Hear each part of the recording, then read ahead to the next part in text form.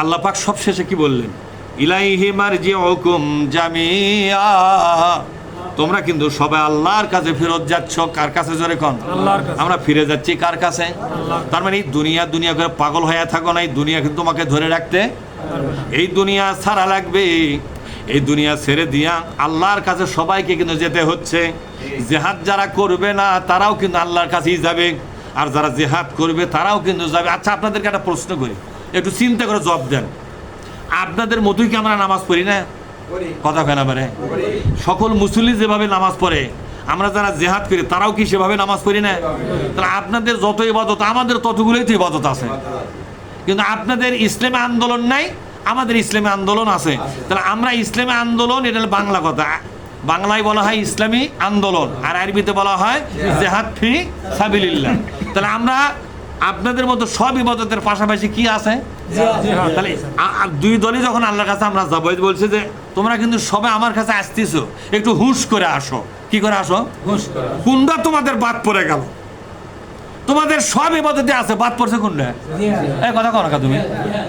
তোমাদের নামাজ ওকে, রোজা ওকে, জিকির আজকার ওকে, তাসবিহ তাহলিল ওকে, তাহাজ্জুদের নামাজ, চাস্তের নামাজ, ইশরাকের নামাজ, আওয়াবিনের নামাজ সবকিছু কি ওকে, নফল রোজা ওকে, মানে সব ইবাদত বন্দেগী নফল হোক, সুন্নত হোক, ফরজ হোক ওকে।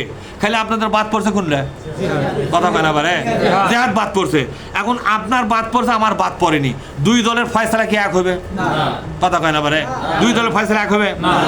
যখন আপনার কবেন আল্লাহ জান্নাত দাও, এতে যাচ্ছি, আমাকে সব ইবাদত ওকে, বলছে সবই তো আছে, তোমাদের আমল নামাজকে আমার জিহাদ দেখতেছি না, বলছে ওটা আমরা করিনি, ওটা ভেজাল, ওরা রাজনীতির ব্যাপার স্যাপার, বলে জিহাদ করতে গেলে জীবন দাবা ধরে, বউ চলি ইতিম হবার ধরে, বউ চলি বলে ইয়া বউ বৃদ্ধ হবার ধরে, চলি ইতিম হবার ধরে, বাপ মাও চল আমাকে কান্দাকাটি করবে, চল শূন্য হয়ে যাবে, সংসার শেষ, যুবতী মেয়ে বিয়া দেওয়া লাগবে, গরুর ঘাস কাটা লাগে, মেলা ঝামেলার মধ্যে আমি আছি।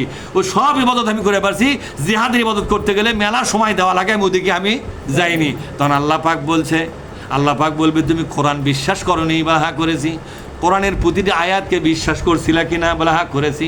তাহলে এই আয়াতটা কি তোমার চোখে পড়েনি বা কানত পড়েনি? বলে কোনটা আল্লাহ কত? তখন নতুন করে কোরআনের আয়াতগুলো তেলাওয়াত শুরু হবে। সর্বপ্রথম দাউদ নবীকে বলা হবে, দাউদ রে আমার কোরআনটা তুমি তেলাওয়াত করে শোনাও, সারা পৃথিবীর শ্রেষ্ঠ কণ্ঠ আমি তোমাকে দিয়েছিলাম। তিনি কোরআন তেলাওয়াত করবেন। তিনি কোরআন তেলাওয়াতের পরে বিশ্ব নবীকে বলা হবে, ওগো নবীজি আপনি একটু তেলাওয়াত করে শোনান তো। যখন নবীজি তেলাওয়াত করবেন, সারা দুনিয়ার সমস্ত নবী রসুল এবং কিয়ামতের ময়দানের মানুষগুলো, ফেরেশতাগুলো অবাক হয়ে যাবে, এ কণ্ঠ, এটা তো দাউদ নবীর কণ্ঠের মতো নয়, এ কণ্ঠ দুনিয়া জোড়া দিয়াও হবে না। আল্লাহর কোরআন তেলাওয়াত শুরু হয়ে গেছে কার কণ্ঠে? বিশ্ব নবীর কণ্ঠে। তার মতো আর মধুর কণ্ঠ পৃথিবীতে আর কারো। তখনই শুনবে এটা, এই আয়াতটাও শুনবে, যারা নাকি জিহাদ করো নাই জান্নাতে যাওয়ার তাদের অনুমতি নাই। তখন এই লোকগুলো কোন ব্যাঘাত পড়বে বলেন তো? কথা কন না, কোন এরা কোন ব্যাঘাত পড়বে বলেন? তাহলে আপনারা যারা জিহাদ করতেছেন না, জিহাদটা বাদ দিয়ে থুইছেন, সব ইবাদত পাকা। জলিল ভাই মনে হয় জিহাদ করে কিনা, আমি জিহাদ করি কিনা, এগুলো হিসাব করার দায়িত্ব আল্লাহর না আমাকে আগে। কথা কেন পারে? আমি জিহাদ করি কিনা হিসাবটা কার করা লাগবে আগে? আরে আমাকে শুদ্ধই তো করছি কথা না। আপনারা জিহাদ করেন কি করেন না, এই হিসাবটা আল্লাহ করবে করছেন না নিজেরাই করবেন?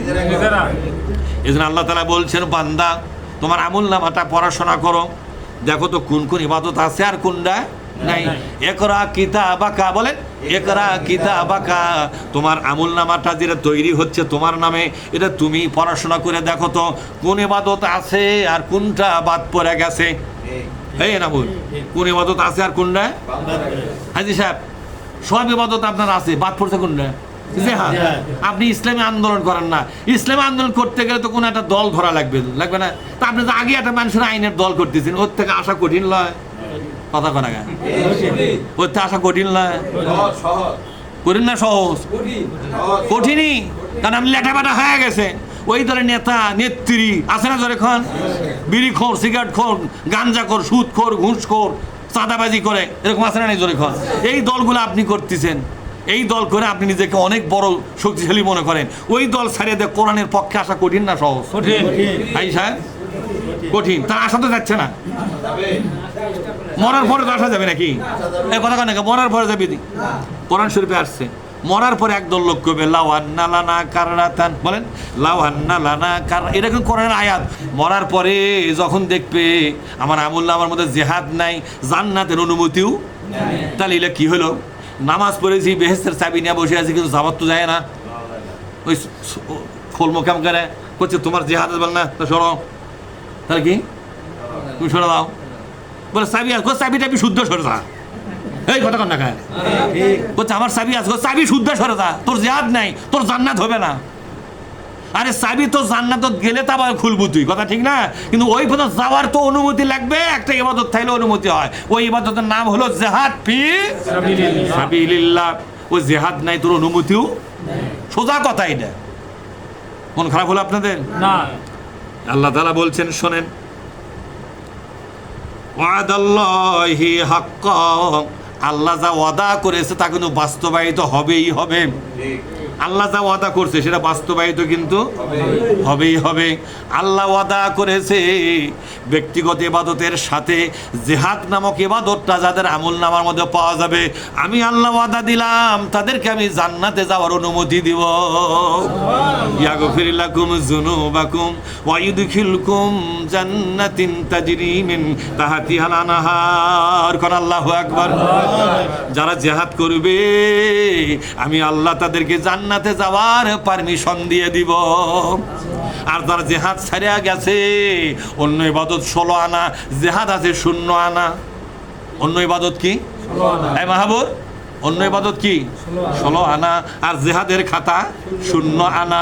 এই লোকটাকে বলা হবে জিহাদ নাই, তোমার জান্নাতে যাওয়ার কোনো পারমিশন নাই। তখন এরা বলবে কি শুনছেন? লাওয়ান্না লানা কাররাতান, বলেন লাওয়ান্না লানা কাররাতান। একটা বার চান্স দিলে হয় নাকি? আল্লাহ আল্লাহ কি দিচ্ছে? চান্স চাচ্ছে। কয়বার চান্স চাচ্ছে? লাওয়ান্না লানা কাররাতান। কাররাত মানে একটা বার চান্স দাও। আল্লাহ বলবে চান্সটা কি করবে? বলে ফাকুনান্না মিনাস সালিহিন।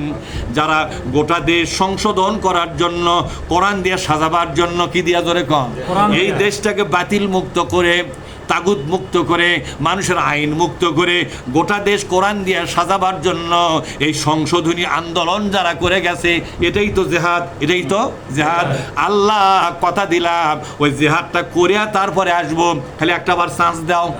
একটাবার কি যাচ্ছে? আচ্ছা বলো, কিয়ামতের দিন আবার চান্স দিবে? তো ও যদি চান্স দিবে আর চায়, তাহলে আর একটা পৃথিবী বানান লাগবে না? সেটা আবার নবী রাসূল বানান লাগবে না? সেটা আবার বি টিম মানে ফেরাউন, নমরুদ, আবু জহল বানান লাগবে না? দিলে আজার একটা আর এক কেসাল আল্লাহ করা লাগবে, কারা লাগবে? তখন আল্লাহ কবে যে তোরই কথা শুনে আমি আবার পৃথিবী বানাবো, তাই মনে করছো একটা পিঠা সমান করবো তো ওখানে আজকে। কথা কন না কে? আল্লাহ বলবেন না রে না, ওয়ালা ইউআখিরাল্লাহু নাফসান ইযা জাআ আজালুহা। আর চান্স হবে না, তোমাকে আর ফেরত দেওয়া হবে না, তোমার সব শেষ হয়ে গেছে। তাহলে আপনারা বলেন, এই জিহাদ করতে রাজি আছেন আপনারা? ইনশাআল্লাহ। কারা কারা রাজি একটু দেখান তো, কারা রাজি? আল্লাহ যা ওয়াদা করছে এই ওয়াদা কিন্তু ভাইলেশন হবে না। মহাবিশ্বের মালিক আমাদেরকে এই কথাগুলো বুঝবার তৌফিক দিন। আমিন। আসসালামু আলাইকুম ওয়া রাহমাতুল্লাহ।